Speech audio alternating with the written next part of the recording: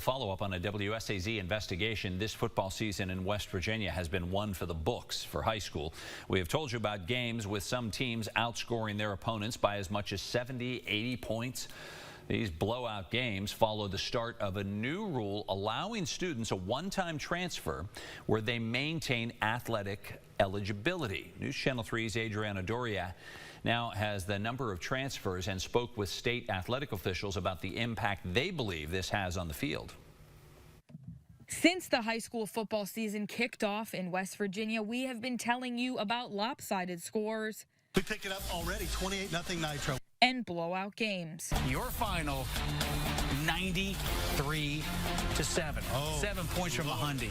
Since then, we've been looking into whether the seemingly unlevel playing field is a result of the state's one-time transfer rule that went into effect this school year. The law allows students the ability to transfer once without losing athletic eligibility. They also no longer have to live in the district of the school they are transferring to. They just have to live with a parent.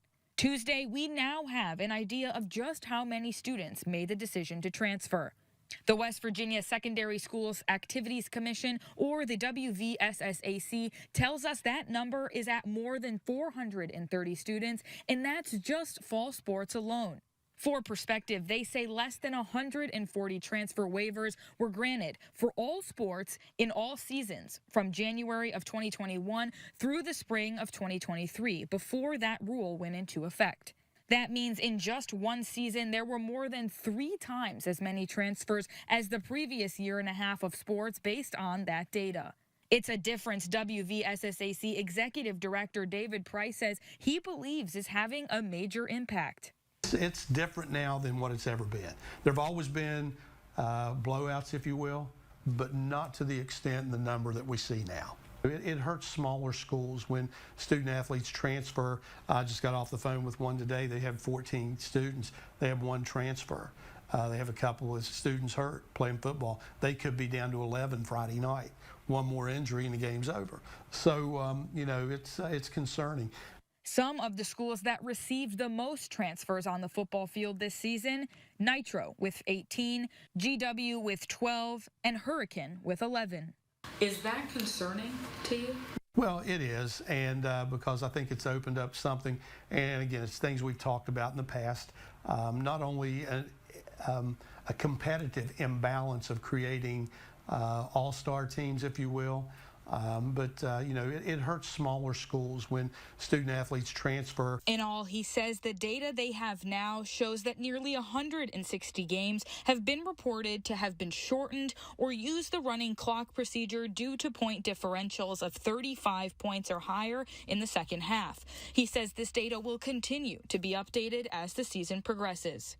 But why do you think this is kind of happening right now and this year? I mean, do you think it's only because of that new transfer rule? Do you think there's other? Well, there's always a lot of factors that play into everything. But you know, when you open this door and you see a lot of junior and seniors transfer from 4 and 5 different schools to one school, and it creates that quote competitive imbalance, if you will. Now that they have the data, I asked Price if they plan to speak with lawmakers about making changes to the rule.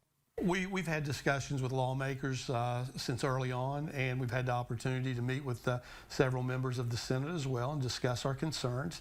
And hopefully we'll be able to continue some dialogue to, as we provide even more data to them, to maybe get this thing adjusted where it becomes better, a more competitive balance and a rule that everyone can live with.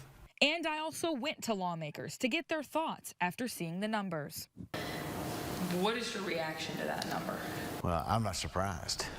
We knew, and we argued this back in March on the last day of session when this bill, the amendment to this bill came through, and we said then this is going to be a problem. This comes down more into a core issue of who we are and what we're about as people, and really comes down to the ethics and the viability of scholastic sports in the state of West Virginia, because, you know, are we going to be about we, us, and team, or are we going to be about me and myself? I think it's a good thing overall because it's creating a competitive environment for attracting students into our public education system.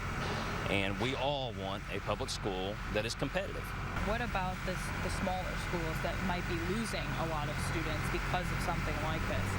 Same thing. If you bring a coach in that sets a culture that students want to come and play there and want to stay there, that'll happen. Adriana Doria, WSAZ News Channel 3. The SSAC plans to release data regarding the number of transfers out of schools. When we get that information, we will pass it then along to you, of course.